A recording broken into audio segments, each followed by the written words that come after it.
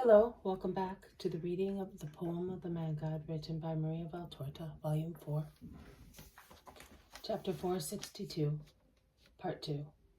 In Chuza's country house, the tempting proposal made to Jesus and made known by the disciple Jesus loved. But Jesus, who has been left all alone, after he had handed a servant his sandals and tunic, so that they might be brushed and tidied after the journey of the previous day, does not sleep. Sitting on the edge of the couch, his bare feet on the floor mat, a short tunic or vest covering his body as far as his elbows and knees, he is engrossed in thought.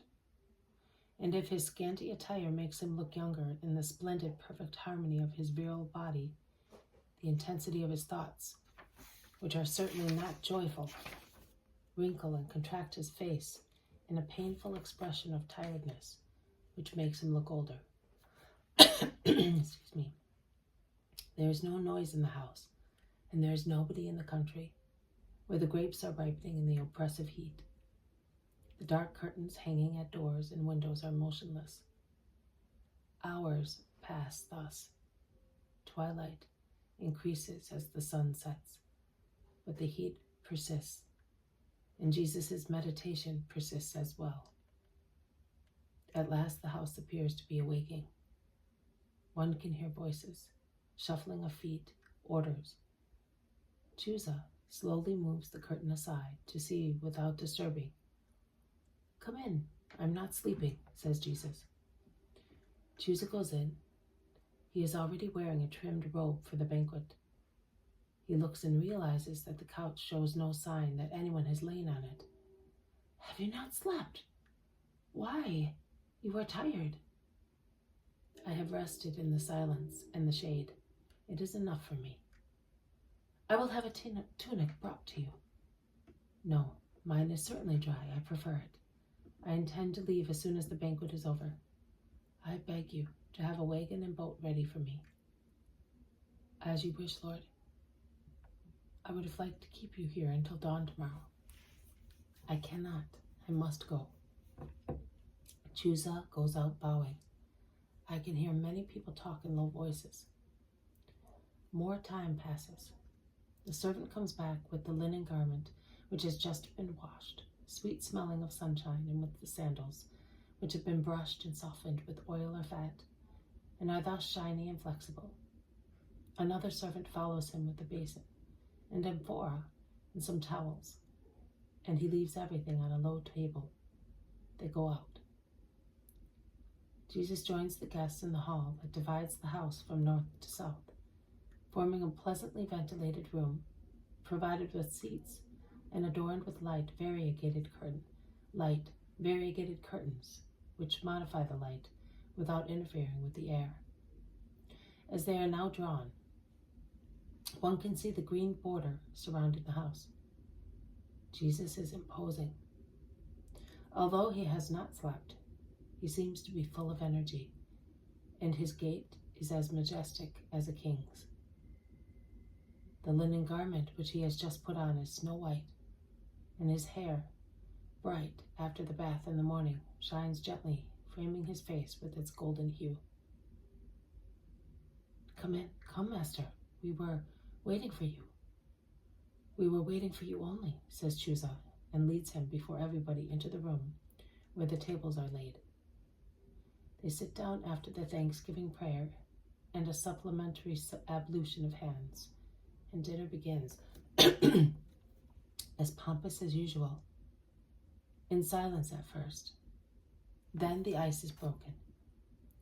Jesus is near Chuza, and Manaen is on the other side with Timaeus as companion. The others have been placed by Chuza, with the experience of a courtier, on the sides of the U-shaped table. The Essene only has obstinately refused to take part in the banquet and sit at the table with the others, and only when a servant, on instructions from Chuza, offers him a precious basket full of fruit, he agrees to sit at a low table, after I do not know how many ablutions, and after rolling up the wide sleeves of his white tunic lest he should stain them, or for some rite I do not know.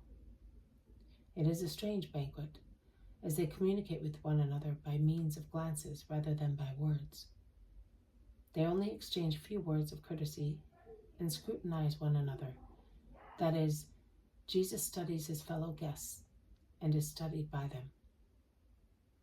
At the end, Chuza beckons to the servants to withdraw after laying on the table large trays of fruit, which is fresh and cool, having probably been kept in a well, and is really beautiful.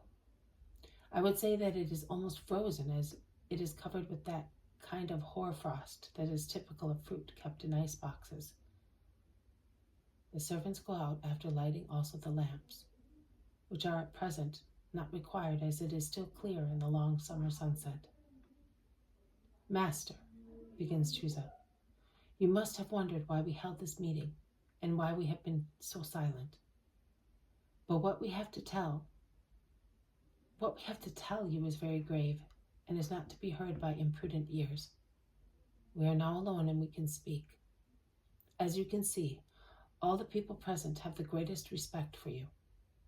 You are among men who venerate you as man and as Messiah.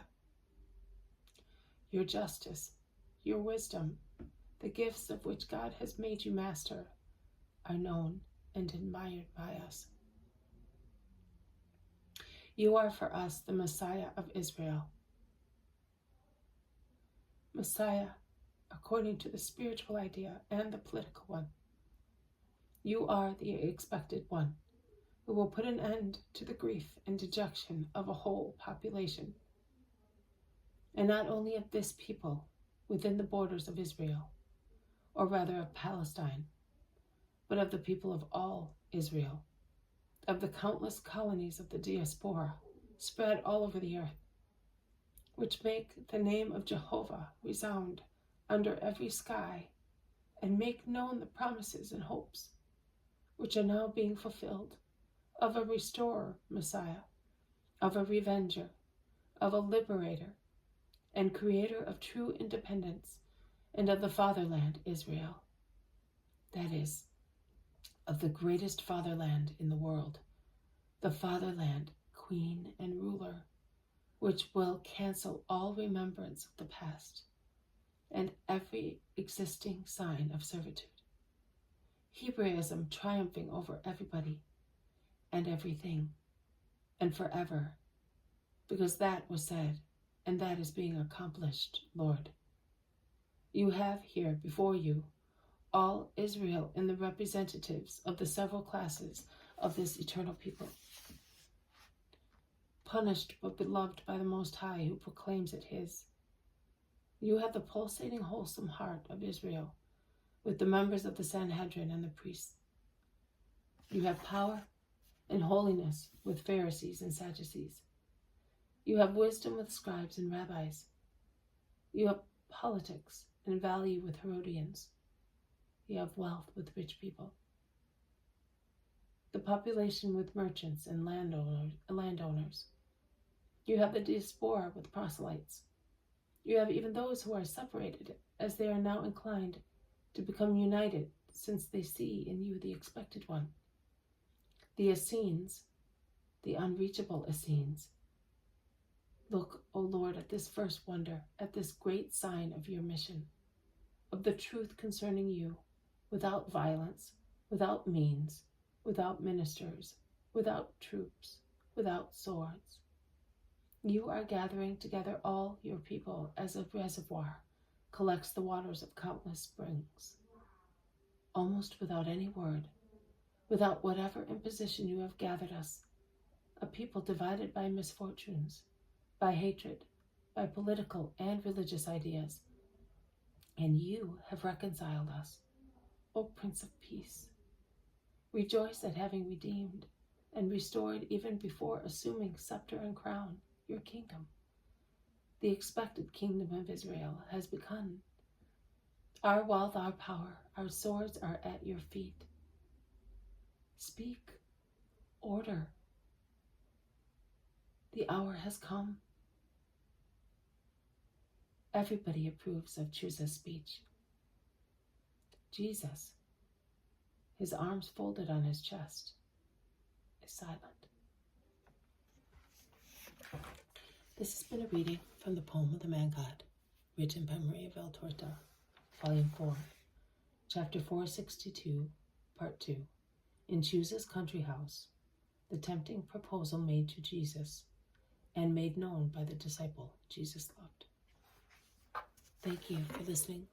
I'll see you tomorrow. May God bless you, and may peace be with you.